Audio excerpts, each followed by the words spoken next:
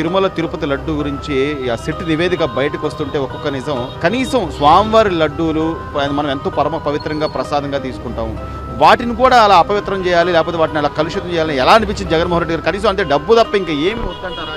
వాళ్ళకి మనసులతో పని లేదు, భక్తితో పని లేదు, దేవుడితో పని లేదు. దాచుకోవటానికి దోసుకోవటానికి వచ్చిన వాళ్ళకి భక్తితో ఎందుకు? వెంకటేశ్వర స్వామి అంటేనే అన్ని రాష్ట్రాలకి పెద్ద దేవుడు.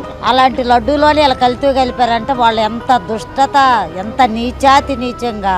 జగన్మోహన్ రెడ్డి తిరుపతి దర్శనానికి వెళ్ళినప్పుడు లడ్డు ఇచ్చారు పంతులు గారు, ఇస్తే లడ్డు ఇలా పెట్టుకొని తీస్తాడు. నువ్వు తినలేని లడ్డు ఎంతమంది ప్రజలకు ఎలా పెడుతున్నావు, ఎంతమంది భక్తులు ఎలా తింటారు అనుకున్నావు అంటే అందులో కల్తీ కలిసిందని వాడు నోట్లో పెట్టుకోవాలి జగన్మోహన్ రెడ్డి.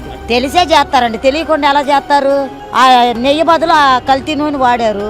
రూపాయి కూడేసుకోవాలి, రిస్క్ బ్యాలెన్స్లు కట్టుకోవాలి. మందు మాఫియా, ఇసుక మాఫియా, లడ్డు మాఫియా, దేవుడిది కూడా మాఫియా చేస్తే వాడు పుట్టగతులు ఉండకుండా పోతాడు. 11 సీట్లు వచ్చినాయి ఇప్పుడు కన్నా. ఆలోచించుకోమానండి జగన్మోహన్ రెడ్డి.